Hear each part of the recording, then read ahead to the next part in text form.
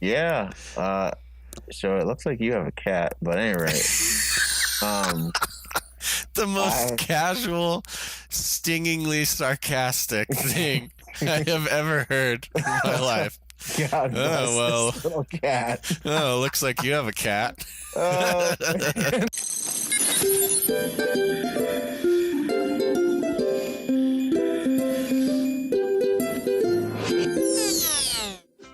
Hey everyone, your buddy Basil here, and you are listening to the Joyspiracy Theory. You know, I think you're gonna be glad that you did.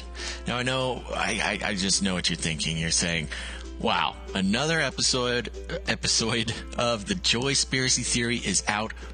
It's been like 18 years since the last one came out, and you're right. You're not wrong. It's been a long time, and I do apologize for that very sincerely. Although there's a lot of reasons why it wasn't able to happen. Some are good reasons, some are bad reasons. I'm just not even going to get into the excuses because I know you guys forgive me already. But what matters is that we're here now. You're here. We're here together. We're doing it. Yeah. Good job, everybody, and thanks for not unsubscribing. Let's see here. Okay, so in this episode, if you read the title, we have good old Byron Rodgers, and a lot of you might recognize that name because on Canary Cry Radio, which is the other podcast which I co-host, we did an episode with Byron quite a while ago. I think it was last year, called War Stories. Byron spent some time in the military over in the Middle East and has some pretty good insight, some pretty crazy stories over there, as you can hear on the Canary Cry War Stories episode. But we get to hear a little bit more here, and some of them are pretty cool. So cool that he didn't even realize how cool they were, and you can tell by my enthusiasm how I felt about them. So anyways, this is one of those, and we get into what he's doing now, which is awesome. I will let him explain it during the episode, but you'll see why he's on the Joyspiracy Theory. Those of you who are real motivated individuals are going to love this. Those who maybe you're feeling a little bit of lack in your motivation, or the power you feel to accomplish your dreams and things like that. These are all things that affect a lot of people, not just people, our special breed of people. But we obviously get into that and talk about his story, journeying through a lot of the truth that a lot of us here are waking up to, and now we got to deal with it. Oh my gosh. All right. Anyways, I hope you guys enjoy. I know I sure did. This is Byron Rodgers. Here we go.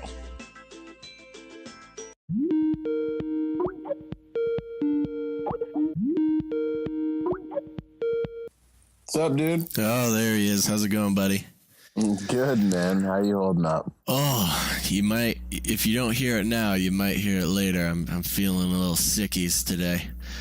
Actually, I've been sickies ever since I saw you, I think.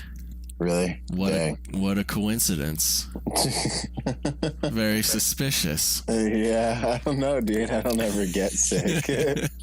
Dude, that's nice. What is that? Some government military grade vaccines they gave you? It could be. Very easily it could be. Well, I gotta say that's working for you, whatever it is. Yeah, I know, right?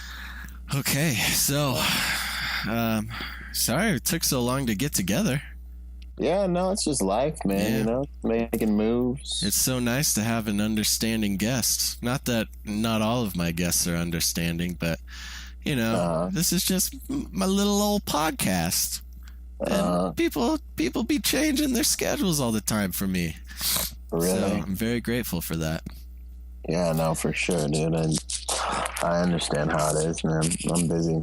Yeah. And I expect, anybody who's getting it in to be freaking busy too, Yeah. So what are you grateful for today, buddy? What am I grateful for today? Well, just the opportunities, all the opportunities, that I have. Obviously we ask what's one's purpose in life, but I've got a lot that life's asking of me, which is stretching me and growing me a lot. So I'm really thankful to have the opportunity to, step into those fights by the grace of God. Sweet, man. Right on. You sound a little tired. You were doing some pretty fancy things today, I bet, huh? Yeah, no, absolutely. Nice. I was, yeah, dude, I was out in Calabasas with a client on the set of a shoot all day long. Yeah, I know how that is. A 2-hour drive there and back, so that's like soul sucking. Right. Get my vibrations up for this, though. Oh, that's such a long thing, dude. That's crazy. Yeah, today was gnarly too for me. I started working at 8 in the morning, which for anybody who knows me personally here, which not a lot of people do. Oh, by the way, we're doing the podcast right now. Oh, we're podcasting up right now? Recording? Yeah, okay. I always forget to tell people. So if you said anything secret information, you can just let me know. We'll take it out. Okay. But yeah, no, dude, I was working all day long, just till now. And I guess it's not that big of a secret. I was working from 8 in the morning, and then we're recording right now. It's 8:42. I walked in my door at 10. No, it's not 8:42. It's 10:42. I walked in my door at 10:30. There you all go. All day long, bro. And all day long, all I can think about is, man, I didn't post a Joyspiracy last week. I'm late this week. All I can think about is doing this show. So I'm excited. That's good. Yeah. That means you're in your purpose, man. You're like, I know. This is where your passion's at. I know. Now I just needed to start paying those bills, man. Yeah, that's the art, man. That's the work in progress. That's like the end of that. You know what I mean? Like, as soon as it can pay my rent, that's all I need. Justify it. All I need is that, and I can survive, and then I can enjoy Joyspiracy all day long. Yeah, and for guys, for people, when you're on your purpose and you're doing what you love, that is like winning the lotto. It's like, you mean to tell me that like we have finally tipped the balances by the grace of God to stink and be able to do what I love all day. Even you're just paying your rent. Everyone else is looking at you like you're crazy, but to you, you're on a different economy. It's a whole different compensation plan. Like the emotional, mental payoff that is just so much better than even money, really. Dude, it's so true. And you make such a good point with when you talk about balance. And that's something we talk about quite a bit on the show is balance. Just because you got to have balance for your happiness and balance your work and stuff. But the equal balance like isn't the balance that we think it is, like it isn't like, oh, I'll just play a little bit here, I'll work a little bit here, I'll work here, and then I'll play on the weekends. That'll be fun. That's nice and balanced. No, that's not balanced. Not in my life. Maybe in other people's lives. I don't want to put down other people's balance, but for me, yeah, I'd rather just have sniffles. I'm a little self-conscious about my sniffles on the radio here, but balance for me, yeah, like I said, if I just didn't have to worry about paying rent and I could just sit all day and give people beautiful Joyspiracy and just be able to explore these topics with people, I mean, I guess it sounds like heaven to me. Somebody might think it sounds exhausting, but that's where it's at. What's your thing? What's your balance? It's... What are you shooting for? What are you shooting for, and what are you at, and what can we do together to get you where you need to be? Let's get you there, man. Yeah. Really, for me, it's a fusion. Well, actually, I'm in this really weird in between spot where I love motivational speaking. I love videos. I love empowering people. I love my Facebook family, the interaction I get there, being able to give, my gift, what I call my gift, which is just the purpose that God's the skill set and the desire that God's given me to really help empower people and see their value and step into that. I'm in this weird spot where I have like this call on my life for protection. And I find that like these doors are just flying open in the protection industry. Awesome. You're a buff dude, man. Just so people here know, I recently, we've known each other via the internet for quite a while, and we've talked on a different podcast, Canary Cry Radio. But we finally got to meet the other day, and that was awesome. Yeah, it was. And I hope this isn't being crass, but I said it right to your face, so hopefully you weren't I don't know, you weren't gonna punch me with your giant arms then, but now you can't reach me. But I had completely forgotten you were black. I don't think that's important. That's not an important, relevant thing, but I had just forgotten. Fantastic. And Gonz was like, "Hey, this is Byron." I'm like, "Oh." Sure. Yeah, no, which is awesome because, with me, like over the years, I feel like there's a war going on, man. I feel like there's a war going on in every single people group in the world between like the people that represent, the majority, and then the ones that just make that group look bad, Right. And with me being a black man, there's the normal black guys, and then there's the ones robbing 7-Elevens and doing all this foolishness. I was gonna say, well, and I mean, not only that, but I mean, there's so much going on in that community too. All worldwide. We don't even really need to get into it. Man, we've covered a lot of ground so far, and we're gonna get back to all of it. But yeah, I mean, that's got to be an interesting thing, because I mean, I wouldn't peg you as what the mainstream would like to call a stereotypical black man. Right. And that's my goal. I just want to bring the average up. I want to give people new experiences. And I want to be really upfront here, because as a white male, like basically the most affluent, at least stereotypically affluent, stereotype in the country.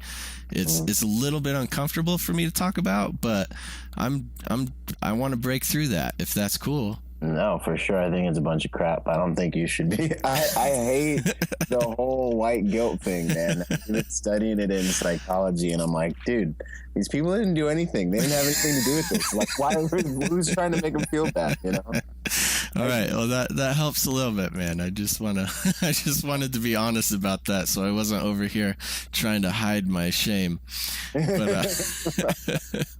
But yeah, it's fascinating. I mean, I don't think I'm educated enough on the whole topic to really, speak to that or even ask the right questions. But is that something that you have examined, like in a meaningful way? Well, I mean, we're in my psychology classes. We're talking about like, different stages people go through in life cycles. Where in respect to their race and culture, and they're talking about how the whole black white thing, how white people may not be as sensitive to the things that colored people deal with in the United States. And then there's even a spot where they go into where they're dealing with like all this guilt because they're being alienated by colored people, and they're like, well, you don't know what I deal with. And like, I get it, because I've dealt with that stuff. Right. And even on a daily basis, I deal with microaggression from those things. But it's like, it's all perception and perspective. Like, what am I going to do?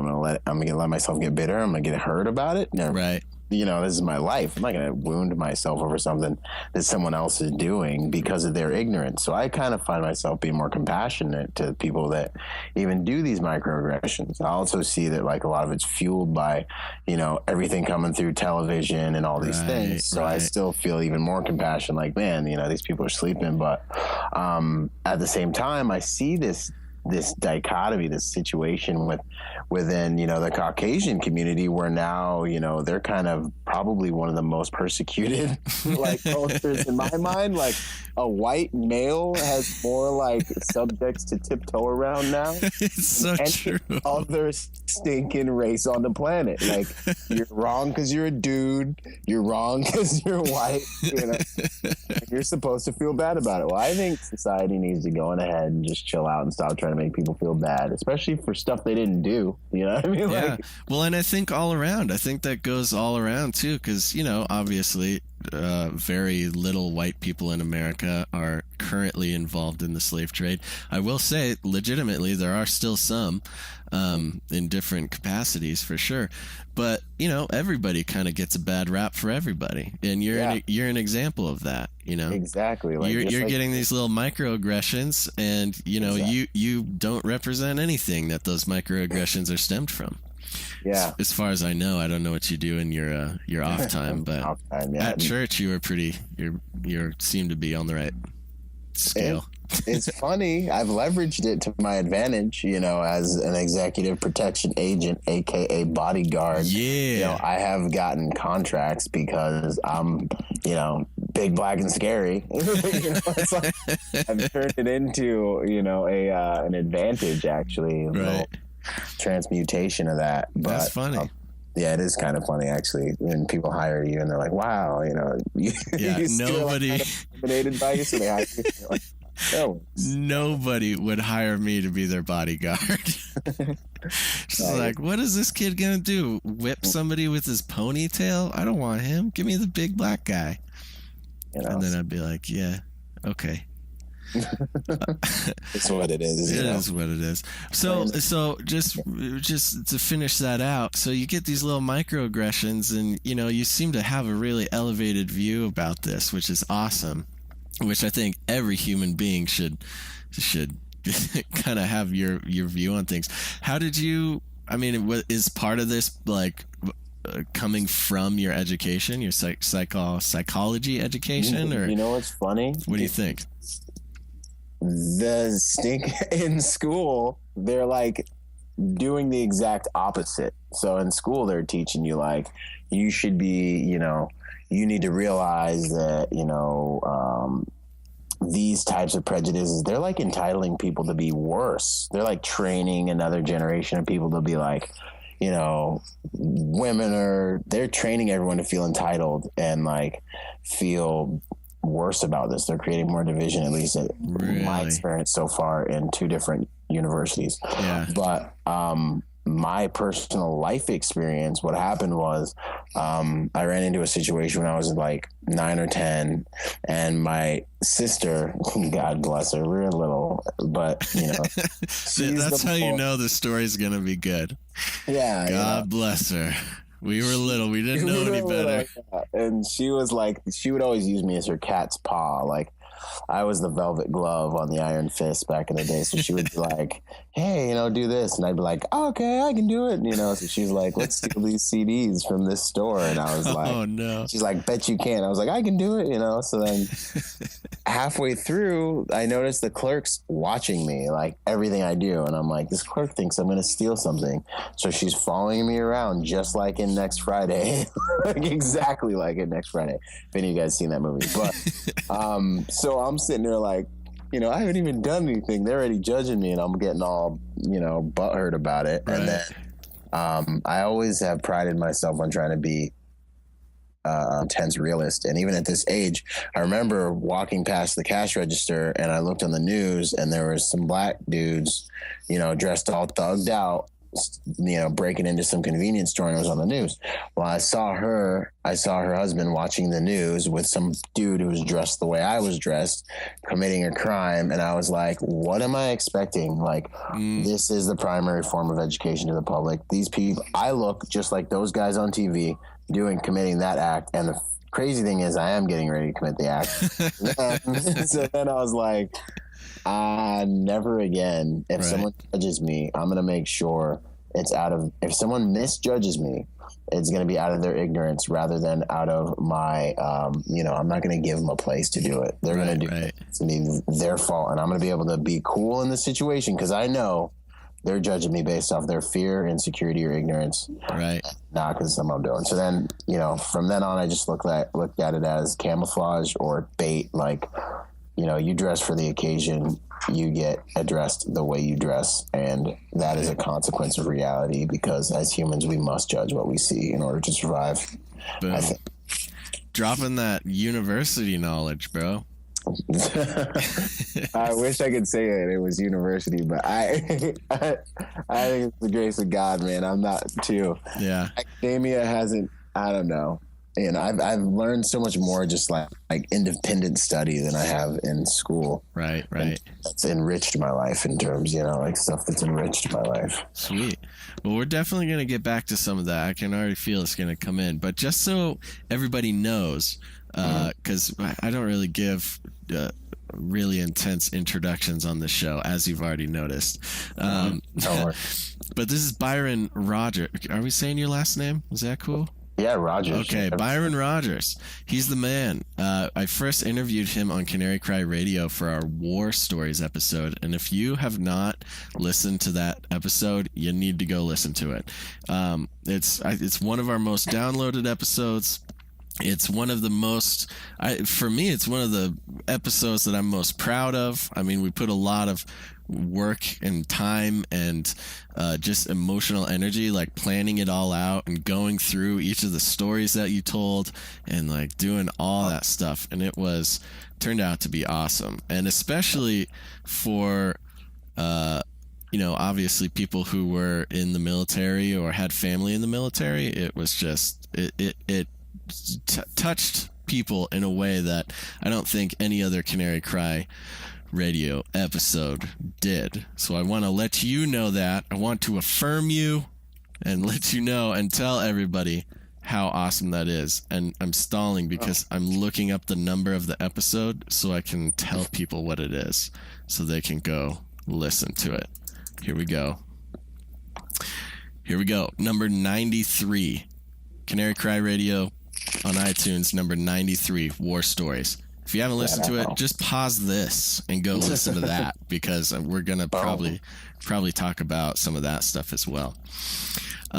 Okay, so like I explained to you, man, the podcast is really an exploration in of the inner life after waking up is kind of my new cool way to describe it. But with the ultimate mission in being able to find our joy and our emotional health after waking up to like all the horrible things going on in the world. And so, would you be able to give us kind of a brief story about, how you woke up, what it was that started, revealing things to you? And we could tell a couple war stories too. That's always a hit. Yeah. No, absolutely. I mean, ask away. I know that I was actually just talking about this today, man. I had two specific moments that like started just jacking up all my propaganda and stuff. Was when I went, obviously I went through the Marine Corps basic training, and then we, went through everything we went through, ramping up and getting us ready for combat. And then, we get there and we got our narrative or whatever. And I don't remember exactly when this was, but I just remember, I was an 0351 assaultman. So my job was, 03 in the Marine Corps means I was infantry, but I specialized in portable rocket systems and C4. So I carried around Satchel C4 and a small shoulder launch. That's some like Call of Duty type stuff, man. It is actually my rocket launcher systems in Call of Duty. The Clue, which is the one that you kill the tanks with, you look in the little screen, it shoots up, and then comes out. And then the other one, that's like a shoulder launch deal you put up on your shoulder. You would just think it's a rocket launcher, but to me, that was my baby right there. I had to lug that thing around in 130 degrees for days on end. That's crazy. So you were like the dude where everybody else is kind of doing their thing, fighting the bad guys, and then a big old something rolls up, or like some gnarly situation that just cannot be handled in a conventional manner. You're like, call Byron. We need to handle this now, and then you just kind of light everything up, right? Yeah, that's crew serves. That's what we do. There's guys in that building. They call up rocket. They call assaultman up. Everyone yells, and then you run up there, and your job is to put a rocket in a house. And the rockets are designed. That particular weapon system is the loudest man-portable weapon system in the United States arsenal. You're only supposed to fire like 5 of them a day because the concussion's so gangster. But it will, I mean, it's designed to destroy caves by the Israelis, so it'll implode, any kind of houses they got over there, Oh my gosh. pretty easily. That's gotta be, dude, that's gotta be surreal. It is. I mean, there's literally nothing else in the world like that, is there? Yeah, firing a SMAW is just, you feel like it's just awesome, and it's not a recoil, it's a recoilless rocket. So you're essentially in the middle of an explosion when you fire it. That's crazy. Do you feel like a little giddy when it goes off? Like the adrenaline is just like, yeah, what can you compare it to a normal person? Is it even possible? I mean, in normal life, so let me give you an example, and then you give me here. I'll give you a scale. Mm-hmm. All right. So on the scale from one is, I'm sitting here late at night. I'm getting kind of hungry, but I'm looking. There's nothing to eat. I can't find anything, and then I see one of those Pillsbury rolls of croissants, and you know how you have to like pop the seal on the cardboard tube, and you're sitting there with a spoon and you're like pressing on it, and you don't know when it's gonna pop, and it goes pop, and you're like, oh yeah, that was dope. That's a 1. Yeah, that's a 1. Okay. And then a 10 is your thing. Yeah, man. I mean, the closest thing to try and describe it would be like if you've ever been in a jet show and you've heard like a plane, like Blue Angels or something fly over, and they do like a sonic boom. Mm-hmm. It's like that type of awesomeness, but it's happening all around you. Like you're just like, when you fire them, that's what it's like. I feel like and I'm not trying to be crude here, I feel like just the vibration of that going through your body would just involuntarily make you soil yourself.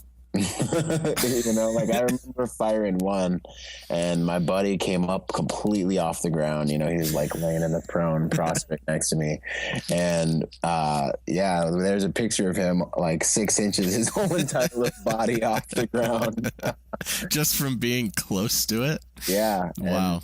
Not even the explosion, just just leaving you. Yeah. Leaving your hands caused his body to fly off the ground. Okay, I'm going to ask you a question. You got to answer me completely honestly, no matter what sort of document with the government you've ever signed. Are you ready? Yeah. Okay, you have to answer honestly.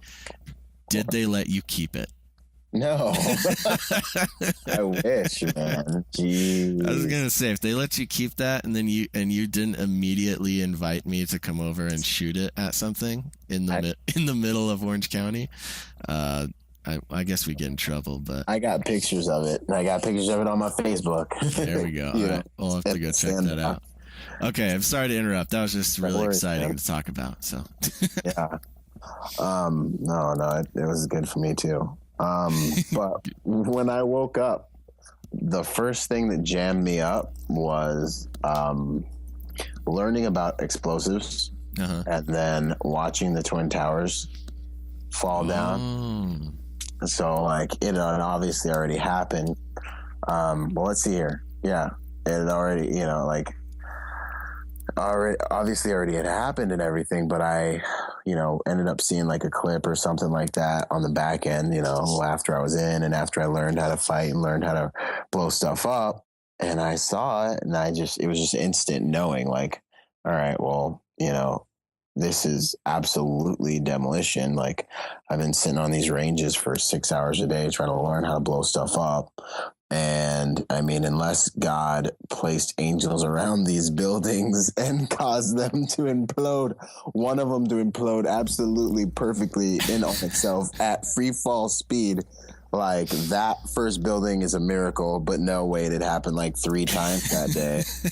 Like it's just beyond.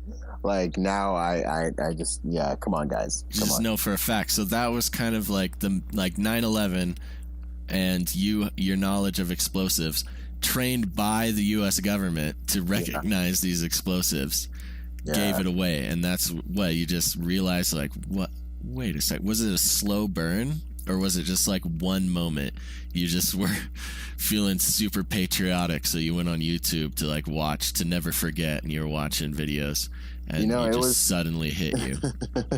You were there with a tear in your eye. I didn't even do at that point. I just was like, that's going in my back pocket. Wow. Because I was in so deep. I was like not about to like peel the can of worms open quite yet. Right. But I just remember being like, what? And I just remember being like, that's going in my back pocket. I'm sure any conspiracy I hear about this, I was like, I'm definitely going to have to not rule it out. So, and then at the same time, like, I've always been a very, I don't like to believe completely I'm a very extreme person, right? But I'm also extreme in my like free open-mindedness. I will make sure, right? I keep my mind open, and then I allow everyone to present as much truth as they believe in. So, I at that point it like cracked things up real good, and I was like, all right, this deserves some deliberation. And then the final nail in the coffin came when we were in Iraq, and we're running around, clearing 20 some odd cities. And I just could tell by like the disposition of the people and like conversations we would be having, because, we're going house to house. We're like basically like putting the whole family in one room, and living in their house as long as we need to for combat operations and moving on. So we got these like families hostage, and we're like eating their food and stuff. And they're cool. Like, they're awesome. That's one reason I had so much respect for them, is because they'd always treat us so well, even though we're like technically holding them hostage and making them give us food and stuff. But they were I really respected the culture because they were really honorable about it. But they were just like, we're better off under Saddam, Saddam protected us, we were safe. And I was like, what do you mean, dude? Like, we're giving you freedom, man. And they were like, looked at us like, you believe that? Like, are you kidding me? And I was like, and it jacked me up a little bit, because I was like, I didn't like when I said it, and then I saw the way they looked at me. Right. They're like, "Are you kidding me?" I just was like, "Oh my gosh!" Like, there's that this moment dude is being lied to, man. Yeah, you're like, truth. Like the truth, like shines through all that crap for a second. You're like, "Ooh, wow." Well, I feel like a Nazi right now, but I gotta figure that out the back end and get my buddies back home. Right. We gotta survive this ordeal somehow. Yeah. Wow. So that's when I just like really started to wake up, and then I ended up stumbling across Zeitgeist, which jacked me up for a few minutes. Yeah, but was very prolific and liberating in a lot of ways. And then I thank God, stumbled across Age of Deceit and your boy Gon Shimura, Face Like the Sun YouTube. Check him out. Do it, man. He definitely got me back on the right track, and I made my wife watch the documentary too. Nice. Yeah, so we're on the same page. Yeah, it's so funny because I did not see Age of Deceit until years after even doing Canary Cry. Really? Yeah, it was interesting. We became, me and Gons, and this is not about me and Gons, but me and Gons became friends when Age of Deceit had, I think it had 30,000 views at the time. And he was like, "Oh, I made this movie. It has 30,000 views. It's about this." I'm like, "Oh, wow. Hey, that's pretty great." Yeah. Well, I'm like, "Oh, that's pretty cool." Like, I never knew anybody who made a movie that had 30,000 views.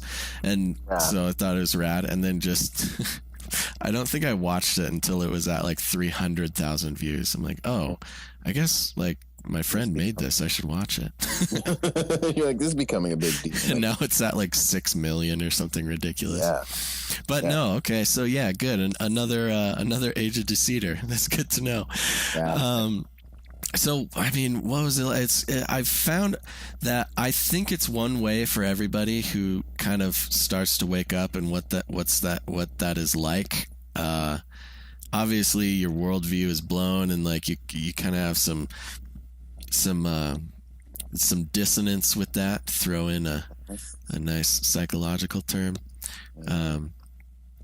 But I mean, what was that like when you first? This seems like it was kind of a slow burn for you, because you were kind of forced to like not react right away because you were in the thick of it. You were surrounded by the actual conspiracy. Mm-hmm. Yeah, like I think for me, it was no, like, I didn't have this big, like my mommy and daddy are bad moment, you know, like I have always been, maybe it's because, you know, like, you know, God bless my parents, do the best they can, but there was like not that stability, you know, like right. I spent half my year in Washington State and all the summers in the Bahamas. So I was kind of like, yo, we got to do this life thing. It's like me and God. And that's pretty much about it. You know, like right. That's just the way it is. And so for me, the information and everything else never really came as too much of a shock. And I always told myself, people would be like, well, you know, what do you think about the American government and what they're doing? And I'd always be like, look, at the end of the day, I don't know what they're doing and I don't know how they're doing it or whether it's right or wrong, but I think their interest is in the American people. So whatever they're doing, it's better for us and I'm down to fight for it. That's what I would say. But right. For me, like it didn't come as a surprise. I remember that. And it wasn't like really painful.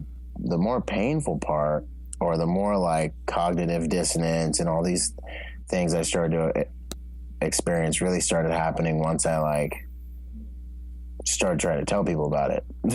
Yeah, that's the hardest part, because I found, okay, now pause for just 1 second. I need to pause my recording and make sure that it's recording. I just had a little panic attack. So hold on, let me try. And we're recording again. Okay. But isn't that how it is? Like, like you can know something super well, or you can like think that you've dealt with it in your mind, or, you know, maybe you got a full firm grasp on it and you've come to like terms with it.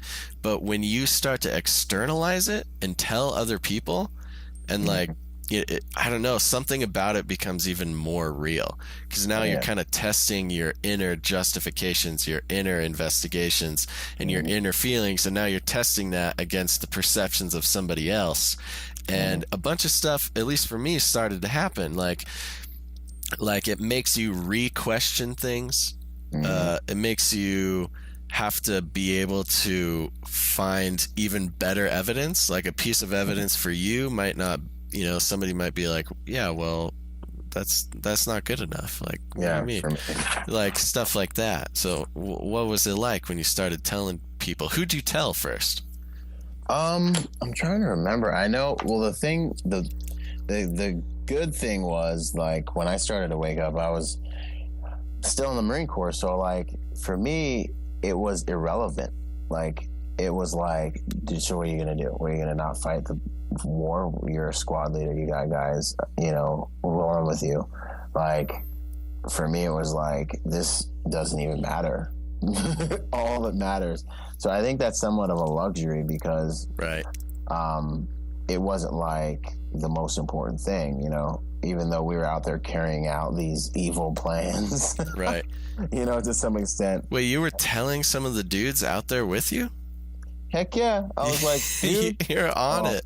I'm a fearless truth guy, man. Give me truth or give me death. Like, I'm not even, you know. So I was just like, are you kidding me? I was like, you know, like, I know demo. You can't tell me that's not demo. That's the only thing that can do that to any type of structure like that. I was like, they got steel beams through the thing, you know. Yeah. So, and I can present a really good argument. I jammed a lot of guys up, but for me, it was still like, hey, man, you know, your life right now is about the guy next to you and getting home. Right. So, you know, this information. So you weren't really trying to start like a revolution. You're just like, hey guys, when we get back, you should check this out. Well, yeah, I was like, right or wrong, none of us are doing this so much for, you know, anything other than the fact, like, we hear a bunch, like, it's noble, like going to war and all this stuff. It's really noble, and we do it for a country, and like, for sure, yeah, man. But like the realest line I ever heard anyone say, if I can say it like that, on what was it, Black Hawk Down, man. Once you get out there and, you know, bullets start flying past your head and the misery kicks in, and I'm talking misery, bro. I'm talking about misery. You just never know no misery like this type of misery. This is like that. What is that? You ain't showered for like 2-3 weeks, and you know, you think, like I said, man, you think like not eating and not having water and stuff, like not eating and not sleeping, like that sucks. But like not having running water really sucks. And then like not sleeping is bad, but like, you know, the feeling of like everyone else in society is just going on with their life, complaining about everything, having Burger King, right? Like just minding their business right now. First world problems. And just like, oh, and you're sitting there and you're so like I'm over in my kitchen, literally probably at the same time you're shooting giant rockets. I'm like a kid trying to make like cinnamon buns by myself with the oven, popping my little Pillsbury cardboard tube, getting afraid at that thing, and you're shooting a thing that lifts people off the ground just being within feet of it. Yeah, right, to say the least. You know? Yeah, that's gnarly. Yep. Yeah, much less incinerating and imploding structures. Right. So, yeah, man. I mean, but to say all that, it just, when you get there and the misery kicks in and everything you love back home gets torn away from you, because it's going to get torn away from you. That's just what happens. Like, life goes on for 8 months while you're in combat. It just does. Right. You just do it for the guy next to you. You're like, dude, we're out here and we got to get back. And it sounds so cliche, but it's because it's so true. So everyone says it. Yeah. And so, that being said, it gave me the opportunity to really kind of minimize it until I got back and started to be like, all right, how deep does this rabbit hole go in my brain? You know, then I started getting bored. And, you know, even at that time, I was working for,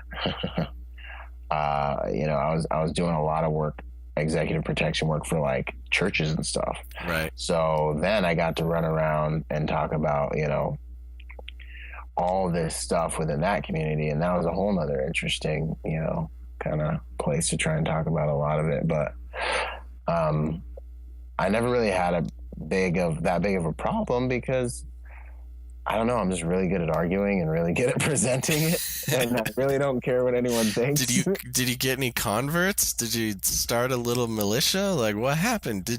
Were people, because I mean, for the most part, for the longest time in my life, I mean, I'm a little bit more prepared and good at it now, but for the longest time in my life, and I think a lot of people too, I get emails all the time about how do I bring this stuff up to my friends? How do I bring this up to my wife? How do I bring this up to my niece? I don't know why you're telling your niece, but you're that weird uncle, like talking about conspiracies to your niece.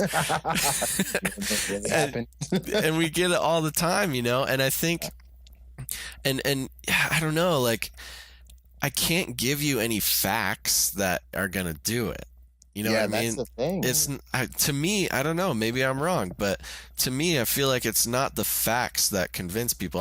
Obviously they have like a big bearing, especially for the more intellectual type people, but people got to be ready to like break out of their world. Like it's a whole world change. Yeah, no, and that's what's blown my mind. Over the last probably like 6 months, I've come to this realization that like it doesn't matter, like the truth matters. But it matters so much less than like someone like me who like I'll live and die by the truth. I don't care if I look fat in that shirt, you're gonna tell me I look fat in that shirt or we're not friends. Like, you know, like I want to know, you know. Right. What I'm finding to be more true more often is that people, they have like protection strategies in their mind. And so you ever try to like someone's doing the same thing again and again and again, and you're telling them like, hey man, like you're dating the same type of girl and you're getting the same result, and you need to take responsibility for who you're, you know, dating so you can create a different result, but they just can't do it. So what I'm finding is like people, if they're not ready because it's just too much for them to handle, or they literally can't take responsibility for it because they're literally not strong enough. Right.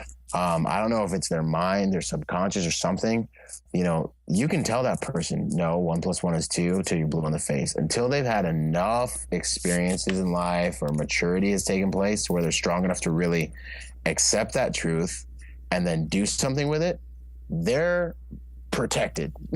Like they're not going to accept it. Right. I think that realization has given me the strength to have more compassion for people who I can show facts to, and they can just be like, nah. I'm like, you know what? All right. You know, yeah.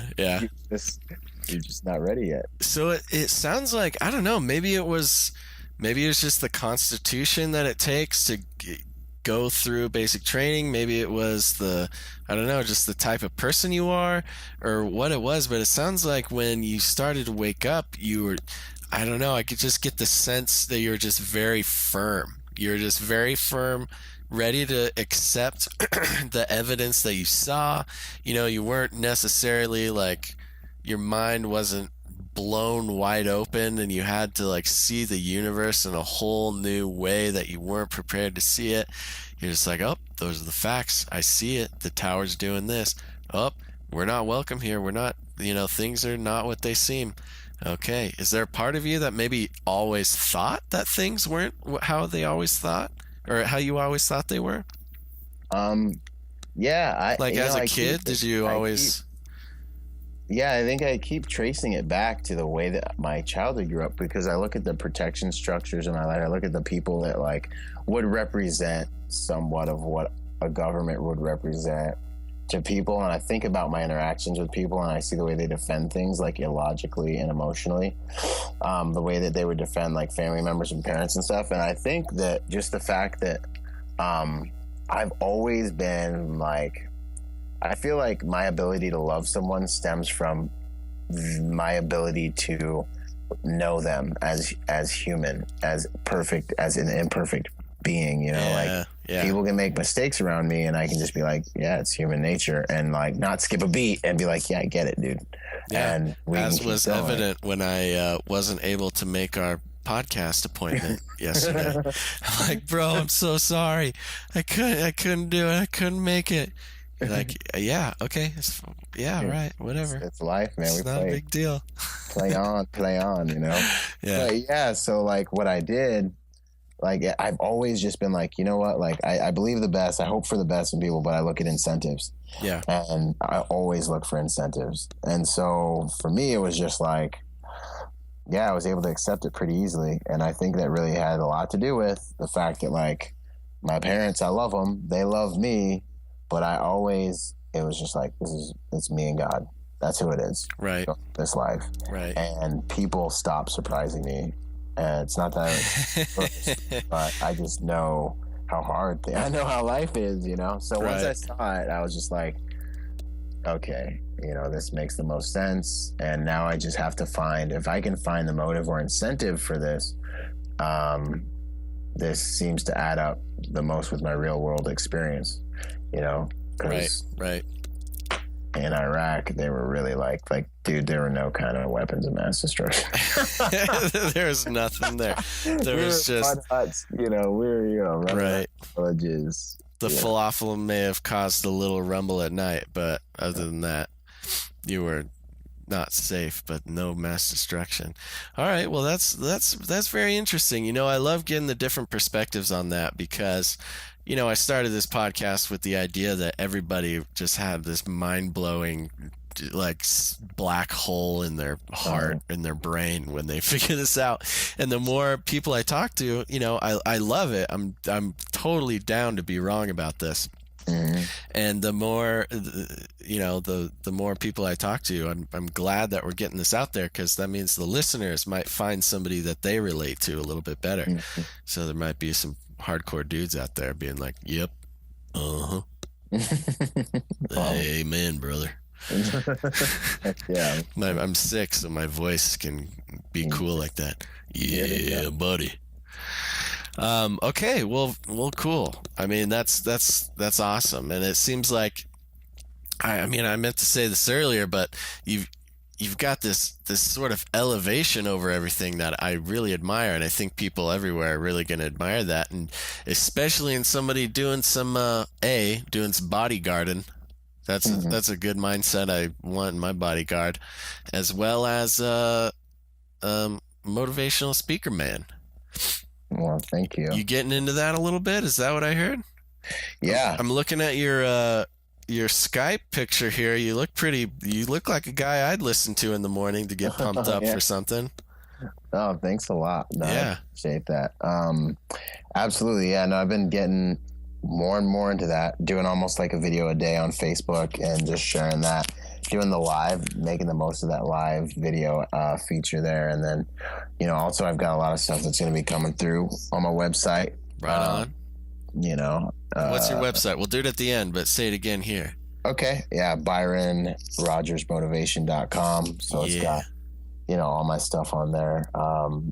And that's been awesome. But one thing that's catching me on that mindset you were talking about, one of the ways I think that I've cultivated that is just learning to just always just accept what is, like when I look at a situation in life, I do my best to, because I think in our society now, there's so much content driving people to believe that their feelings are these really powerful things that need to be justified and listened to. Right. And so there's a few things I do. If I'm in any type of situation with human beings, I'm looking for their motivation, their incentives. I'm trying to understand them first. Yeah. Because you can't have any influence over anything you can't understand. Like if someone does something horrible in front of me or around me, I'm instantly going to be like, why would they do that? Right. Or something that doesn't make sense. I'm instantly like, why is this person doing this? Before I draw my sword and cut them down, before I even get upset, I'm going to be like, okay, why are they doing this? And if you can understand why someone else is doing it accurately, then you can really do a lot more to influence the dynamic. And also you can keep yourself from getting upset. And then the other thing is, like you can write 1 + 1 down on a piece of paper and feel however you want to feel about it. Nothing's going to happen. You got to remove your emotions and logically step into it. So, yeah. Well, it's all kind of part of that emotional intelligence thing, isn't it too? Huh? Like you just, first of all, knowing what emotion you're feeling, stopping and instead of reacting to what's happening, looking at yourself and being like, why exactly do I feel like this? First of all, what exactly do I feel? Maybe I'm sad and I think I feel angry. And a lot of people listening, because I used to be like this too. And I have a feeling you're going to be on the same page, maybe not in experience, but in knowledge. I used to, think that this emotional intelligence mumbo jumbo was just like, what's the point? I don't get it. I feel what I feel, and that's what I feel, man. Don't tell me to question myself. But when you actually start looking at yourself, you realize that you're not feeling maybe what you think you're feeling. You may think that you're mad, but really you're just confused. Like me reading the directions on most of the boxed items in my kitchen. I just don't understand it, and I may get mad and just throw the whole box, cardboard and all, into the pot to boil. And that was the wrong thing. If I just would be like, okay, I'm just confused, I need to seek some counsel on this box cereal, then I'll figure it out. Yeah, no, it's your anger, especially. One thing that I've learned is, anger for men anger is a secondary emotion. Right. Emotions, period. I mean, not right. I know what that means, but yes, tell me. Yeah, it's a secondary, so emotions, period, the way that I look at them really is that they're your body's natural reflex and your mind's natural reflex. Your natural reflex is to help you gain power or a feeling of homeostasis or emotionally, energetically be ready to do whatever needs to be done. So if you were raised in a house where something didn't go your way and you started crying, that's your way of gaining as much power as possible, because your mom and dad will be like, oh, little Johnny or Sally, are you okay? Women aren't physically, naturally, most of them are not as strong as men. So you'll find that they get hurt. Female starts crying, dude. You got guys coming at you with hero complexes. You got, stuff starts happening. People start taking their sides. What'd you do to this girl, man? That's their way of gaining power, whether they're aware of it or not. Men, our strength is in our physical body. We have a tendency to get angry and throw things, beat things, break things. That's just the way that we're kind of been conditioned over millennia. So But the first thing is just for me, like, you know, like I've even changed my verbiage. Like I try not to say things like this makes me feel, because the truth is you choose your emotions, and the more aware you are of it. I mean, it's a scientific fact that, like, what is it? If you think about something, I want to say, like, if you think about anything for over 13, I think, clicking there, I think it was like 13 seconds or 13 minutes, your body starts putting together a little cocktail of emotion to go with that thought process. Right. But at the same time, emotions only last in your body like a few minutes. So if you have an emotion that's lasting longer, it has to do with your triad of state, you know, focus, physiology, conversation, what you're focusing on, the way you're holding your body, and the conversation you're having in your mind. So with that, I create my emotions, or I keep them out of most everything. Right. I keep them out of anything that has to do with problem solving. And then when it's time to hit something hard, I access the one I want to access, and I hit it as hard as I can. That's beautiful. And it's such a, now don't get me wrong here, man, but it's such an attractive quality in people. You know what I mean? Hey, you're a big guy. I know. I'm glad to know your mind is under control. You could really cause some damage. I like that about you. But also in you know, when you're attracted to the ladies, or for the ladies out there, the dudes, you know, somebody who's emotionally intelligent and is able to handle themselves in all sorts of situations and like not reactive. That's the most beautiful thing in the world to me. Keep that in mind, ladies. So yeah, no, that's fantastic. Now, being a man of God, a man of faith, you know, I went to your church when I was visiting recently, and I gotta say, you know, I'm not that I was counting, but you were amening all over the place, giving those yups, giving the uh-huhs, and I like that. So, is there? I mean, can we transfer this sort of thing into like a kind of, I don't know, spirit talk, you know, because there's a lot of talk of, you know, your soul versus your spirit, and a lot of this emotional intelligence coming from people of faith kind of goes into that realm. I mean, does that apply how I think it does? How do you think it does? Well, like your soul is like your personality and your mind and your mind, will, and emotions, exactly. And your spirit is kind of like an elevated, higher thing that is able to, I don't know, it's just a better place to be, I guess. Yeah, no, I that's the way I understand it. Your mind, will, and emotions is your soulish realm, and even your imaginations. Some would say, you know, but your spirit, I mean, all of these things in the Bible that they talk about, you know, love is patient, love is kind, love doesn't envy, you know, doesn't boast, is long suffering, all those things. Now we're in our spirit. And the good thing about us is, you know, like we have this, the Holy Spirit is our spirit, you know, we have that. And so like we find ourselves in this battle, you know, like, and that's what the whole battle is. Like I find myself in this battle between, you know, walking in the spirit, you know, and trying to keep away from my soulish functions as much as possible. But while, you know, renewing my mind on a daily basis with the Word of God and with my habits and things like that, which is, you know, where we're supposed to be, not transformed to this world, but not conformed to this world, but transformed by the renewing of our mind. Essentially, that renewing is what's taking place as we're learning and walking by the Spirit, you know, and that is when, you know, when you can get your soul, which is your mind, will, and emotions. Think about how powerful this is. Your mind, will, and your emotional power, right? Like I can punch you, or I can get emotionally like angry and I can strike you. And it's so much more powerful if I can get my soul renewed, because, you know, you're renewing your mind right by the Word of God. And I can walk that way with my spirit and my soul to be like more in one. Yeah, when they're aligned. When they're aligned, you know, that's when you're really where you want to be. That's the sweet spot. Right. And that's the battle, you know, because your flesh is always there, man. These bodies of death, as Paul says, right? Yeah. And it kind of goes back to the fruit of the Spirit too. I mean, they give it all to you right there.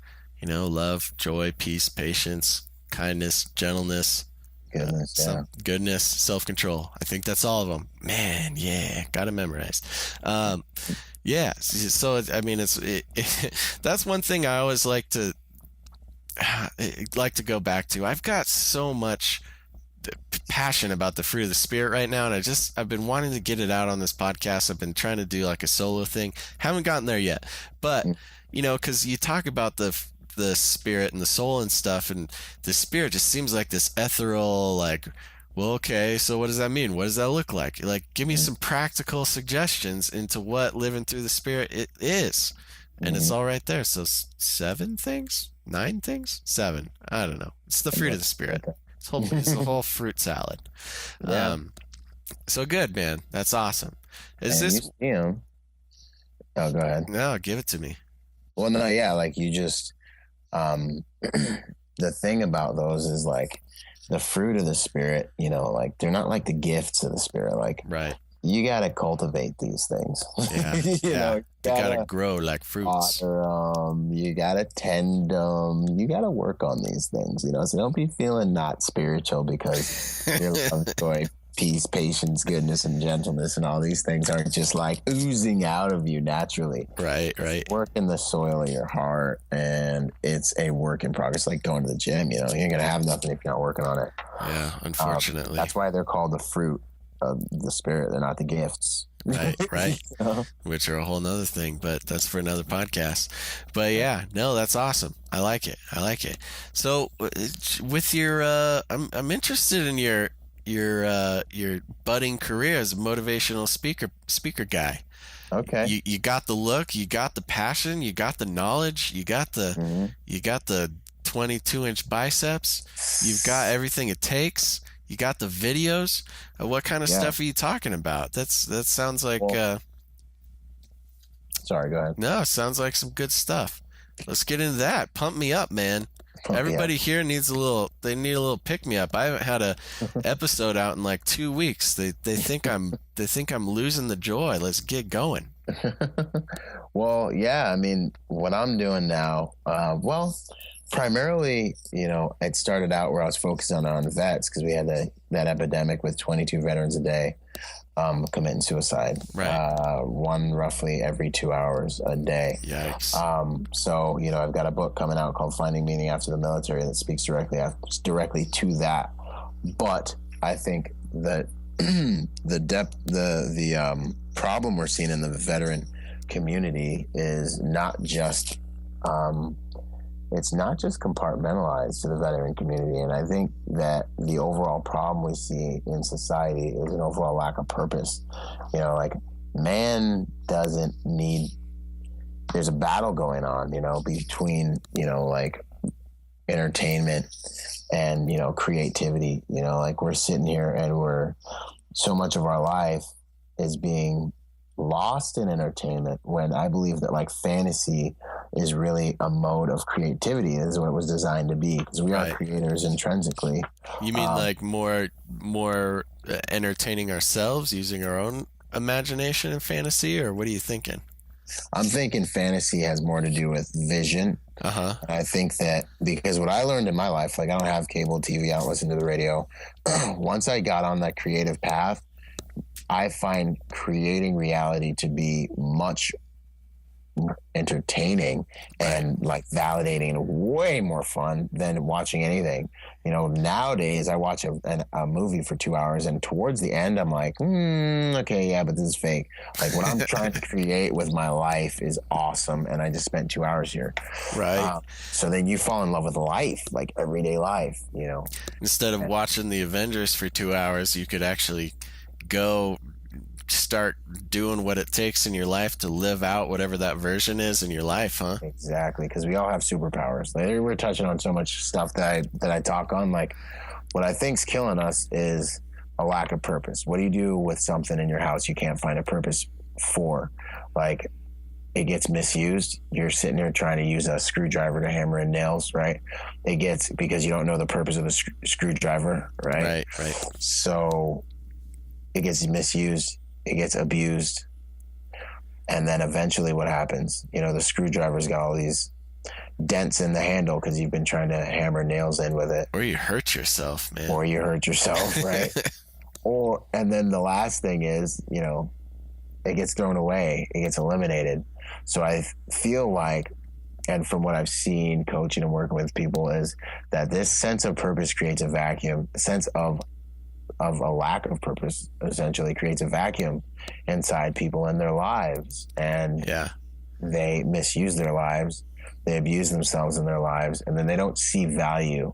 If you don't see the purpose in something, you don't see the value of it, and that's why you throw it away. Right. You can pick anything up, and if you can't figure out the value within a few seconds, the purpose of it within a few seconds, the value goes down the drain. So you should probably, and there probably are things you should be throwing away, huh? Oh yeah, even if you know the purpose of them. So that's really what I talk a lot about, and that's cool. I think that's, and I'm not really sure what your target demographic, well, I guess vets was kind of your main thing, but here at the Joyspiracy Theory, it's a lot of just anybody really who's waking up to the reality of the world, mainly within like the government and things like biblical prophecy and just the other deeper conspiracy things with the secret societies and things like that. But I see the same stuff happening. People dealing with the same stuff. They may not have gone to a war and are struggling with all the darkness that comes with that, but waking up to realize that a secret society is controlling the world, it's real easy for people to lose purpose at that point. Like, what am I doing this for? Right. And for others, I think it brings people to a place where for some people, you lose it and you're just like, well, Jesus is coming back. Hallelujah. And they post on Facebook 10 times a day. Can't wait for Jesus to come back. Can't wait for Jesus to come back. Yeah. But then other people find their purpose in that, and I think those are the people that are really bringing the heat. But what would happen if everybody got on their game?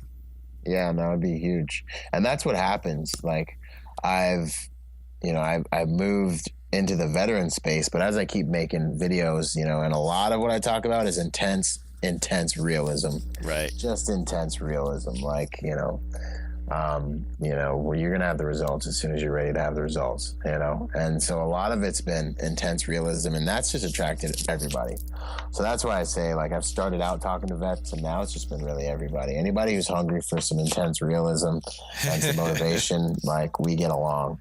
But one of the things, like, on what you just said is, yeah, man, like, this whole thing is nuts, bro. Like, you're in this ocean out here in society of just a world that's imploding, of like not protection, but like these schemes that are like binding everyone. Like, righteousness is being outlawed. We're outnumbered. Like, people are going extinct, like, it's getting crazy. So what do? The only thing I think one can do is, a couple weeks ago, I was in a situation where, God told me to go into my bedroom, and I was like, I'm kind of comfortable. I don't want to get too deep into the details. I was like, I'm comfortable. He's like, nope, get up, go in your room. And he's like, I remember him saying, like, I need my people to be doing what they're supposed to be doing, the way they're supposed to be doing it with, I need my people to be doing what they're supposed to be doing, where they're supposed to be, with the people they need to be with. And so when I heard that, it instantly inside me was just like, dude, like, there's only one place, like a horse is a vain hope for escape. As David says, there's only one. You can buy all the bullets you want, but the only place that we're going to have of peace is where God wants us. Right. Even with that, if you look at, and here's some of that intense realism, like, if you look at the disciples' lives, if you listen to Paul, count it all joy when you run into these fiery trials. If you look at even our example, Jesus Christ's life, hey, man, none of it was easy. Nobody, like, this whole prosperity deal, like, take it for whatever you want to take it for. But nobody, man, in the body of Christ that we read about and follow the teachings, that the Holy Spirit gave to, dude, no one had it easy, man. these guys have been beaten, shipwrecked. Like, it got real. It got real. And Jesus Christ. Why couldn't there have been just one apostle? Like, one apostle got a Bentley? I don't know. One dude. Just one dude. Yeah, right? He was like, yeah, Jesus, I'll follow you. Yeah, don't worry, guys. I got this huge caravan of camels carrying all these delicious meats we can eat all day. Yeah, no worries. God, I'm all on this. No, oh, you guys are getting boiled in oil and getting hung upside down. I'm gonna lay on this Shea lounge and get grapes fed to me by a beautiful woman. Like, why couldn't there have been that guy? I don't get it. Beatings and man, I don't know, dude. So I'm sitting here and I'm like, yo, you know what? This is prosperity. I'm not getting beat. Like, I'm able to be a Christian. Yeah. You know, I'm kicking it. First world problems, son, you know. But at the end of the day, like, I'm looking at this, you know, tribulation or whatever it is that's going to end up coming. And I'm like, you know, all of my biblical heroes and superheroes, they didn't have it easy. They got it in. So it would just make sense for me to just accept the fact that, hey, man, count it all joy when these things come. And they're a privilege, you know, like Jesus going and doing all that stuff for us. You know, I believe, you know, when he says not your will, but my will be done, you know, I personally believe that there's no moment you're not in God's hands. And like, no matter what you're going through, you're not outside of God's hands. God's with you right now, wherever the heck, no matter what you're going through. Like, I've been in bad spots, man. I've been hiding out in places where I thought for sure I was going to die. And I'd been left by my whole entire unit for days, you know, and for days? Yeah, for days, dude. And we for sure thought we were going to die. And we're on a top of a hill. And, you know, our unit had to back clear, and they left us there with a recon unit, and the recon unit took contact and got blown up and had to evac. And so it was just me and my squad, dude, on this stinking hill. Had to shut the radios off, you know, because we didn't know if or when we'd be found. And just post up and chill for days. Yeah, for days, just waiting to get, you know, overran. There's 9 of us. Yeah. You know, it was our little lone survival for a moment, and we made it. But, you know, I've been in some bad spots, and I can tell you right now, like, even if you die, you know, like, you're never outside of God's hands. Right. Like, this is the deal. This is the story. Like, Jesus died. Every single one of the apostles died. You know, so I take that from the book that we, you know, call God's word and follow as like this, like, just it's so empowering. I don't have to fear death. And even at some point, it might be the highest honor. So that's how I approach, like, the whole looking at the world, society, no matter what happens, no matter what's going to come, like, what can these people do to me? Take my life. That's awesome. That's get out of jail free card. Take my life. You know? I got to try not to mess this thing up. Might as well go hard while you're here. Right. Well, that's awesome, man. I don't know if we are friends. We have to be friends on Facebook. That doesn't make any sense that we wouldn't be. I don't think we are on Facebook yet. What? Hold on. I'm going there. Hey, we're going there right now. There's a couple Byron Rodgers. Yeah. Am I spelling you correctly? I'm friends with one of them. I've got a D in my name. Oh, that's why. Not Rogers. No, Rodgers. There you are. Look at that mug. Byron.bcrod is my little, like, handle on my Facebook. Gosh, you. Okay, we're friends now. We're cool. Everybody go follow my friend, Byron Rodgers. He's a real cool dude. All right. Well, that's awesome, man. I like that a lot. And again, we're going to get back to some of that stuff, but the Joyspiracy listeners out there, they would end my life if I didn't ask you if you had any pets. Yeah. So it looks like you have a cat, but anyway. The most casual yet so stingingly sarcastic thing I have ever heard in my life. God bless this little cat. Oh, looks like you have a cat. And over here looking on a banana. What are you doing? Oh, you saw that? Yeah, that's good. Anyway, so you're gonna go see that new movie with the cat, all dressed up. Yeah, there's a couple of cat movies. Dude, Hollywood is catching on to the cat thing. Like, people keep talking about how Hollywood is catching on to the Illuminati and catching on to transhumanism. There's all these transhumanist movies. Now, Hollywood's catching on to cats, man. They are following the trends. There's that move with the Key and Peele guys, Keanu, where they have to rescue their cat from a gang. Yeah, I think that's what it is. And then there's another one where Kevin Spacey plays the inner dialogue of a cat. So those will both be blockbusters, I'm sure. Yeah. Anyways, okay, your pets. Your pets. Cats or dogs? Are you a cat man or a dog man or a reptile dogs, man? Dogs all the way, man. Okay. I could have guessed. Once upon a time, I had some scorpions, but that does not surprise me at all. Were they your little friends in the desert? Oh yeah. Did you have your little militarized scorpion recon team?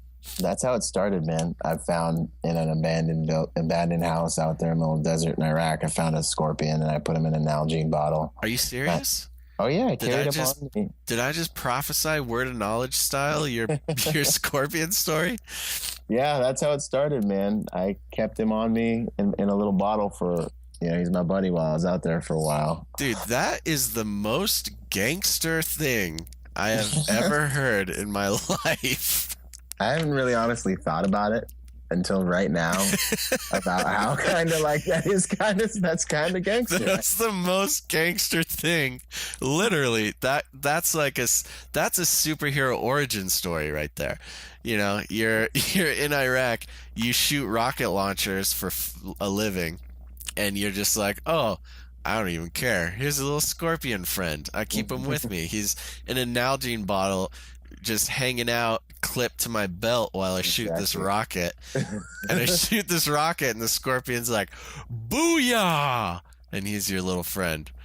Yeah. So did he have a name? King.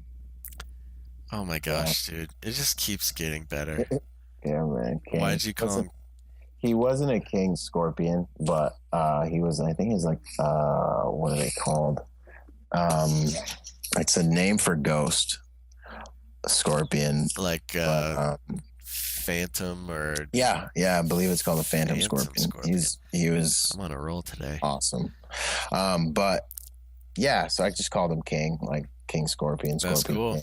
I like that. Were you like that guy? Did everybody have a little pet friend, or were you the cool scorpion guy? I was that guy. Oh my gosh. Yeah. And ironically, when I was born on Halloween night, a scorpion came out from underneath the bed. I don't know if that's technically ironic. That's like, that's a whole nother word, but keep telling the story. He came out from under the bed. Yeah. So I've always been fascinated with him, which is probably what got me to get him, made me go pick him up when I found him. But yeah, bro, your life is a superhero origin story. A scorpion appears when you're born, and then a scorpion pet gives you comfort and friendship in the midst of battle while you're learning about the dark secrets of the control system of this world. You make it sound so cool. Oh my gosh, I'm losing my mind over here. Yeah, my mom was just like, she was losing her mind too, because it was Halloween night, and she's a devout, nice Christian lady. She's like, can my son not be born on Halloween night? Yeah, and then a scorpion comes out from under the bed. Everyone jumps in the bed with us. Have a poisonous demon bug come out. Wow, that's incredible. Okay. Wow. Halloween night, scorpion later shooting rockets. Okay, I'm getting the picture. Right. Okay. But man, I have a dog now. Yeah, I keep getting distracted, man. Okay, let's talk about your dog. I bet he's cool too. What's his name? Yeah. Scorpion? No. His name's Truth. Oh, there you go. He's about 80, 90-pound Doberman, about 4.5. Yikes. And he's awesome. I love that guy. Wow. He's a sweetheart, though. Yeah, I was going to say, the Dobermans, I'll say this about Dobermans. Somebody on my Instagram feed has a Doberman puppy. Literally, like, the cutest type of puppy there is. Like a mix between the classic cute puppy, but, like, because it's going to grow up to a killing machine, it makes it even cuter at the time. So okay, so is he a sweetie petite, sweetie pie, or is he is he a security system? He is a deterrent. He's a security system and a deterrent. Like, because I was doing a lot of traveling, so I wanted to get something to protect the goods. Yeah, I have my wife. You have a very lovely wife who sings like an angel. Outstanding. Yeah, she sure does, and she surprises me every single time. Yeah.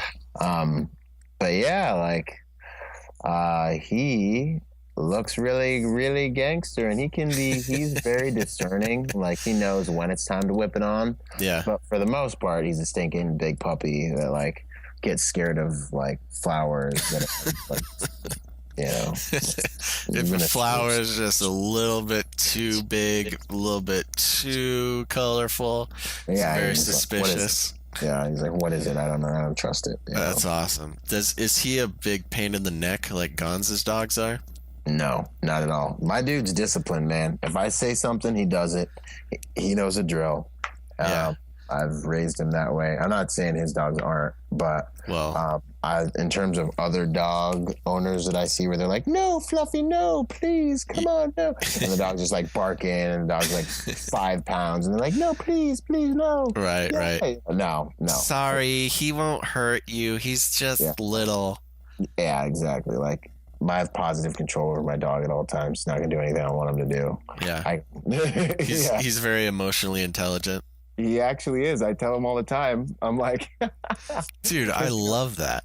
It's because people, they see me, they get scared. They see him, they get scared. I'm like, look, Truth, it's just like me, bro. I'm like, you can be a natural dog, or you can be a civilized dog. You know what I'm saying? Civilized dogs don't bark at people. Control thyself, dog. Exactly. Like, me and you are coming from behind. We're coming from a deficit. So we got to be better. We got to act better than everybody else in our group, man. So he doesn't bark back. Other dogs act a fool. Me and Truth walk by, elegant, classy, civilized, with purpose, like a couple of gentlemen. We do what we can. Dude, that's so funny. So that's it. Just one dog. Just Truth. Yeah, right now just Truth. Truth and the wife, he get along?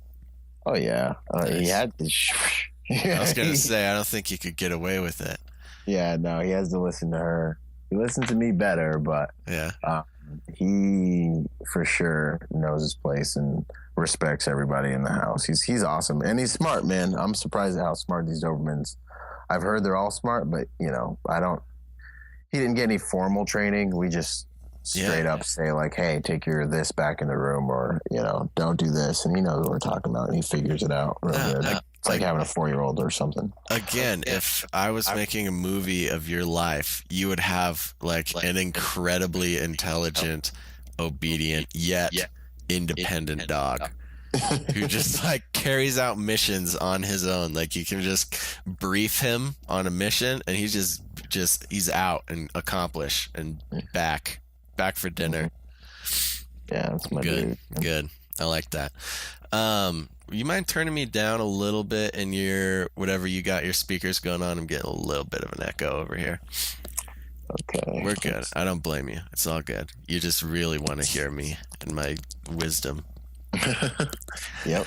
All right, yeah, good. Absolutely. So, all right. So another thing I like to talk about on the show, because personally, I think it's a big, I in the past I've said it's a big contributor to happiness and health, obviously, but joy and just general well-being in life. And I'm kind of a holistic guy. We're talking about being bummed out because of the Illuminati, but I think included in that, you got to kind of do a holistic situation, and that includes fitness and health, and to a different degree for everybody. But I mean, you are by far the most statuesque man that I've had on. So why don't you tell me, what does that mean to you? Like, not the statement, not me calling you statuesque, but the how does that make you feel? No.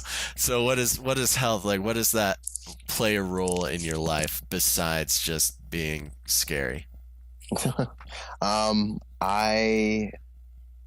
A few things, like, there's some stereotypes I want to fight against, like the big dumb animal, like unintelligent guy. Like, I'm really wanting to wage war against that. But for me, overall health, like for me, working out, my physical health and all that stuff, it's way more than just physical. Like, Yeah. I'm talking even spiritual fitness. When I go into the gym, I'm going in there mentally to mentally and emotionally condition myself and inoculate myself to stress and pain and endurance and all these things. So, like, your warrior spirit, your ability to fight, your ability to last, the secret of every good warrior, according to, Napoleon Bonaparte and like samurai teachings and things like this in Bushido, the real secret of being a good warrior is your ability to undergo and withstand pain, your ability to suffer. So, like, when I go to the gym, I'm going in there to keep my fighting spirit strong. Yeah. To keep my mind, will, and emotions, keep my soul and everything conditioned so I can last. So I can say no to that cookie late at night. You know what I mean? So I can keep hitting everything else in my life with this same attitude. And also the other really, really, really, really, I can't emphasize enough, powerful thing about, physical exercise is you get an understanding in your physiology that you can, like, what you can do. Right. Building your self-efficacy, what you're capable of, what you have confidence about yourself that you're capable of. Yeah. These confidences, they spill over into every single thing you do throughout the duration of your day and life. And that's why it's such an important discipline for me to make sure that I exert myself physically almost every day that I can. Because if I slack on that, then you see, a rising tide lifts all ships, but the opposite is also true. Yeah. So when I slack on that, everything in my life loses a bit of that power. Fire, that fight. I gotta say, I totally agree with you, and it's bumming me out that I do. Because, I go through phases of, differing degrees of attention to fitness, but it's, fitness and health together. And really, I've noticed, I'm on a little bit of an upswing right now, but I've noticed that, as soon as I start letting the fitness and the nutrition and just the attention to health start slipping, if I start getting, lazy, and I'm not going to be like a super hardcore guy. I've already kind of made that commitment, but as soon as I start letting that slip, everything starts to slip. I spend a lot more time doing things that aren't maybe as productive. I said in a couple episodes ago, I'm really struggling with the spiritual concept of keeping my home clean. And I've been really convicted about that. And it's only when I stop paying attention to working out and eating right, my house starts getting dirty. It's like this full circle thing, and it makes no sense, and I don't like it, but it's just the way the world is, So I see here on your Facebook, you got this really hardcore looking samurai guy, and over it says, "A successful life is full of self-combat. # Byron Rodgers." That sounds like some serious business right there. Absolutely. Yeah. So talk about that a little bit, of self-combat, because I could think if I were a lesser man, I would say somebody could take that as like, because a lot of people have a lot of bad self-combat, seems like. So why don't you explain that a little bit? Yeah. It has a few different dimensions to it, in terms of battling the beast, like, side of you, your flesh. Right. You're dying every day to yourself if you're, practicing walking by the Spirit every single day. You are to crucify your flesh, pick up your cross. Let's whip it on. Let's try to walk by the Spirit. That's self-combat, this body of death that we're in. And it just is exactly like you were just saying, on every front of your life. I want to maintain, roughly 2,000 calories a day. I want to maintain this diet. Well, here we go, brother. You ready to get it? You ready to get it in? Self-combat. Right. Who are you fighting? You know what I mean? You're not fighting anybody but that guy's looking at you at the mirror. And guess what? There's a little fat version of you chasing you down right now. There's a little fat version. He's really catching up quick right now. I got to tell you. And he's relentless. You want to put distance between you and him? Self-combat.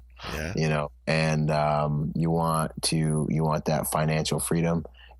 What's going to come down to self-combat, your mind game, how you're spending your money, how you're saving your money. You want the results. Guess what? Go ahead and look in the mirror.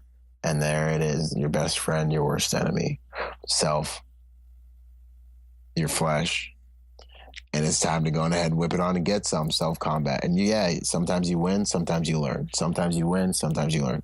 Boom, you get knocked down, you keep on coming. And that's what makes a difference, Dude, I gotta get you on a weekly Skype call. A daily Skype call. I need a life coach. That's you, man. I need to get you. I don't know if you're already doing that, but if you need a beta tester, I'm here. I'm here. I'm gonna start right now. I'm gonna tell people you can sign up to donate to the Joyspiracy theory for any amount a month, and you know what? If it hits a certain level, we're getting Byron on. And we are doing some serious life coaching here on the Joyspiracy theory every week, because that is awesome. That's fantastic. All right, so good. Let me think about this. Okay, so just on a practical level, just because I'm curious on what it takes to make you a reality. How often are you in the gym? Are you a 7-dayer? No, you're a 6-dayer because you're like, you got to have that rest day, man. Well, yeah, I mean, I am a 5-dayer. Like, okay. I'm a 5-dayer, and I believe those 2 days you get rest. But really, man, to me, I think it's just most important that you really do the best you can with what you got where you're at. Right. That's the main thing. The problem is a lot of us don't know. We don't have any stinking clue what our best is. That's where, this Bible verse is, well, God will never give you more than you can bear. Problem is, you got no idea what you can actually handle. Yeah. Thank God for boot camp. That helped me figure that out real quick. Yeah, I was going to say that might be a fast track to figuring out your limits. Yeah. And what do you learn in boot camp? You learn you really don't have any. That's the awesome thing, that we really just don't know. And so, I'm a 5-day-a-weeker dude. Nice. Personally. Nice. The way I like it. Nice. You doing any special secret thing? I mean, I hate this. We don't need to talk about this. I can Google secret to getting Byron Rodgers' body. Yeah, whatever. I'll tell you the secret. I will tell you the secret, man. Oh, I can tell you the secret. I'm not going to like this, am I? that intense realist. I'm not going to like this. I like the light bulb mind blowing moment I had a while ago is that, like, there are no secrets. We all know how to do everything we need to do. Right. We all wisdom is extremely simple, not easy, but simple. Right. And you know how to save your money and manage and create a budget. If you don't know how, you don't even have an excuse. This is the age of information. You go online and you can freaking learn how in the next 10 minutes. You know how to get your diet game dialed in. You know how, but do you have the ability to do it? Now we start talking about your self-efficacy. You actually have the power to do that self-combat game that we're talking about. You know how to get and do pretty much any and everything you need to do right now. It's just that the reality is that although these things may be simple, they're not easy. That's not what I was looking for. But it's beautiful. I was looking for there's this secret Fiji berry that you eat, and then it immediately turns you into Scorpion Man, the Scorpion King. Well, the beauty is as you build your self-efficacy and your ability to know what you can do by the grace of God, you start to be able, the more you can take responsibility for, the more you can only change what you can take responsibility for. So as you start your journey and you start to have these little victories, you start to be able to take responsibility for more. Then you start to be able to change more. And then news like this becomes a good thing, because then you're like, really? It's really up to me? That's it? It's the concept of the new normal, huh?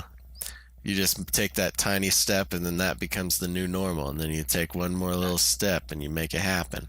Mm-hmm. All right. We're doing it. Stare at your feet, not at the mountaintop. You know? Oh, amen. All right. So is there what's been really burning on your heart lately? It could be anything. Doesn't need to be anything that we've been talking about. Doesn't mean, I mean, it could, but it doesn't need to be. What's on your mind lately? I think I touched on it a little bit, but the whole, like, no matter what you're going through, you're never outside of God's hands. No matter what's going on, you know, like, you're going through hell on earth. But, you know, I think that God's ways are higher than our ways. I know this from the Bible, right? I don't know exactly what verse that is, but sure. Nobody's judging you here. Right. So his ways are higher than ours. I was happy that I could get my 2 guesses of the number of fruits of the Spirit down to 7 or 9. That's the standard we're working with. Right? No, I get you. But yeah, like, you know, you're never outside of God's hands. You're never outside of God's plan, no matter what things look like, no matter how bad they are. You know, you may be looking at your situation and judging it and being like, this is the devil and this is terrible, or you might really be going through some serious stuff. But the reality is, you know, your steps are ordered by God. This is what the Bible says. And so, you know, you could be Paul and Silas sitting here in prison, and, you know, God's looking at you being like, this is his greatest moment. This is when, you know, that faith that Paul talks about, him being able to, that's being perfected through these trials and tribulations. This is the moment of his greatest glory, when he's going to show that faith, when he's going to be like, Father, not your will, but my will be done. And he's going to, you know, be able to do the thing, you know, that's going to be his greatest or her greatest glory in the pit. So, you know, I feel like we get into trouble as Christians and even as people when we judge our situations. Well, this is so bad, this is so terrible, because it's uncomfortable, because we don't deal with that pain very well. We judge it as good or bad. But, you know, I got news for you. Pain is the only place where the growth happens. Right. You know, that's the proving ground. That's where the growth takes place. That's, you know, half the reason, you know, we read about the things that these people did is because they went through the belly of the beast with God, you know. Let me ask you this, because there's a big difference, and I bring this up with a lot of points that people make on this show, and it's just, I think part of it is I've grown up Christian, so I've heard all of this. All of it. It's just so much. Like, it's like, Me too, dude. I mean, it's so profound. Don't get me wrong. What you're saying is so profound and so real to me now. But I mean, for years, decades even. I'm old enough now, I can say decades, you know. I knew what you're saying intellectually. I heard it 100,000 times in Sunday school, in youth group, in big boy church. I've even preached it from the pulpit, what you're saying. But there's a difference between knowing it intellectually, reading it in the Bible, and living it in, having more than an intellectual knowledge of a verse that says God will, you know, be with you. God will be will never give you more than you can handle, which, you know, those are all things that come in context in the Bible. I'm a big context guy. But still, the point remains. What do you have to say to people who know this and they're like, yeah, I know. I heard my pastor literally just said this. So yeah, okay. Thanks, Byron. Yeah. But thanks. what do you say to someone who needs to activate that? Yeah, I deal with the same thing, man. Like, I grew up in church work for church after the Marine Corps, churching it up. Yeah. And so I become kind of, and what I find is the opposite. I found that a lot of churches, not the opposite, but the message that I kept hearing that was like driving me nuts was the whole like, and God's going to take away your pain and it's going to be amazing and you're going to be Christian, it's going to be awesome. Sure. And I'm like, yeah, all right, cool. But what I say is yo, I hear what you're saying. I hear you, but I'm going to let you finish. The way that I think, there's like this place you just end up in, where, and this is actually something that over the last just 72 hours, I've been thinking is like, hey, dude, you've been in the word your whole life. Like, are you really applying everything that you know? Like, and if you're not applying it, like, do you even really believe it? Like, do you even really believe some of this stuff? Like you're over here struggling with this thing. The Bible says, XYZ about it. What are you doing with yourself? Why do you believe God can't help you with this? Is that why you're not walking in this? And I think it's really important for us, especially that maybe have grown up in it, to really like look deep down inside of ourselves and ask ourselves, what are we struggling with? What does the Bible say about it? And do we really believe that God can help us with it? Genuinely. Boom. And depending on what the answer to that is and your resolve, then you need to be able to be like, no, I don't believe he can help me with it. And this is why, because, I've seen this, and this. And then, you obviously you're supposed to be like, well, you're now putting your experience over the word of God. You prepare to do that.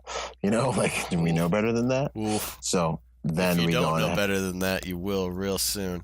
Yeah, because you're going to be like the children of Israel, going in circles out there for a while till you figure it out. Right. And then you go on ahead and you get your Bible verses and you whip that word out and you prove it, Yeah. And a lot of it comes with experience too, I bet.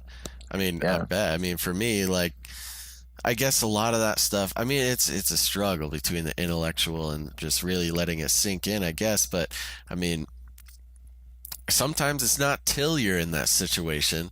Right. And then you make sure to give God the glory. You attribute him and his strength for you getting out of it. I mean, you were lost and you were stuck on a hill in Iraq with a tiny scorpion in a Nalgene, which should be holding precious, precious water. I don't know why you gave it up for a demon bug, but he was important enough, I guess. That's chill. But I mean, it's stuff like that, literally and or metaphorically, that stuff starts to get real fast. All right. Amen. I didn't mean to cut you off there. I just felt the spirit. Needed to get it out. Heck yeah. I go on tangents, man. So just let me know. No, you're good. You're real chill. You're real easy to interrupt. Okay, good. I'll tell you, some of those guys, it's hard to get in there. All right. Well, that's awesome, man. All right. Well, that's beautiful. Anything else you want to get left on that? Because I know it's late. You got to get up real early. I don't want to take up all your time. Yeah, no, I basically, the only tag along I'd say on what I said was just saying is, like, it's just like everything else. Very simple, not necessarily easy. You know what the Bible says, or you know how to find out what the Bible says on what you want to achieve in your life, the results you want in your life, and it's just not gonna do itself.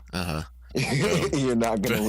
That goes back to that, man. Not gonna do it. It's not like God is like this awesome. God is God. Yeah. Right.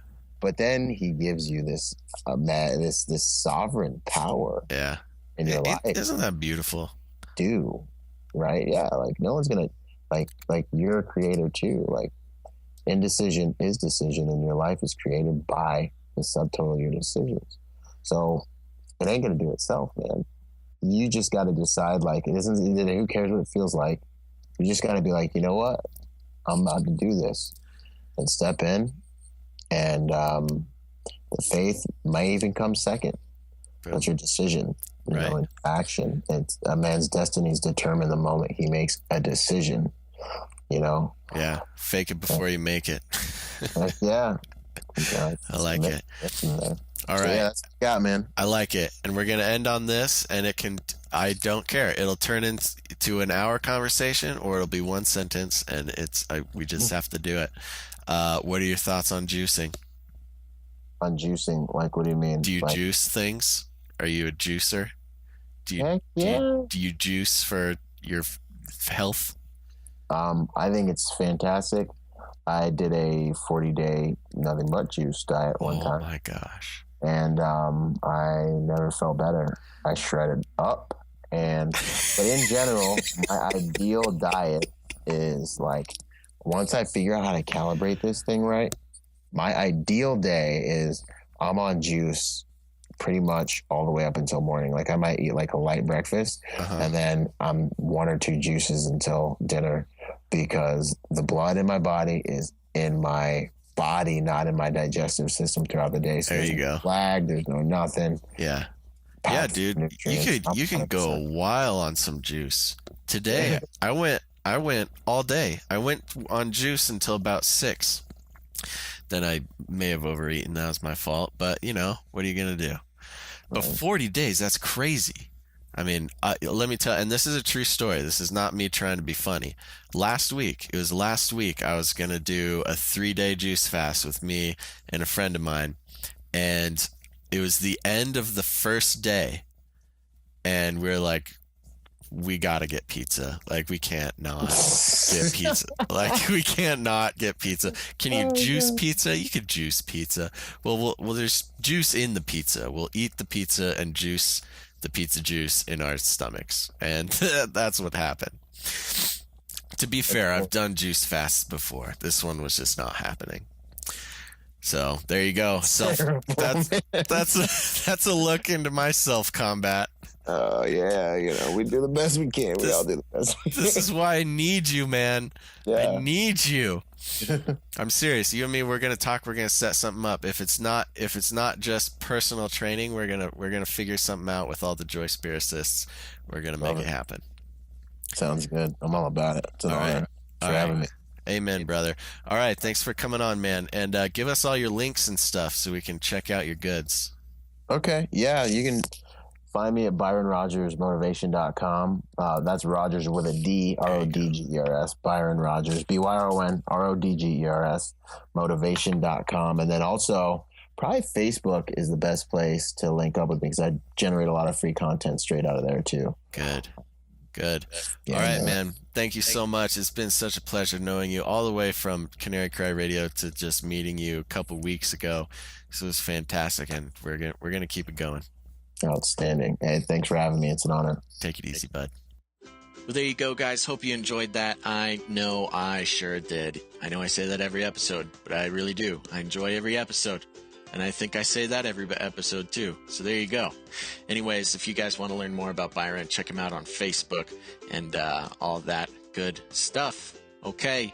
Well, there you go. All right. Here comes the time, the wonderful time where we get to thank our incredibly generous and good-looking donors. So a very hearty Joyspiracy thank you to Joshua and Tiffany. Jiffany, that is your donor partner name, couple name. Joshua and Tiffany, both thank you so very much. This is me clapping, and it's everyone in the whole world clapping, because it wouldn't happen if it wasn't for you guys. So thank you so much. Now, Joshua, he has a Rhodesian Ridgeback, and his name is Ruger. From what I know, he's pretty awesome, but he's looking to find a lady friend dog. If anybody out there has a lady friend dog, single, looking for one of those handsome Rhodesian Ridgebacks, you can go ahead and email the Joyspiracy Theory at gmail.com, and we'll find him a little buddy.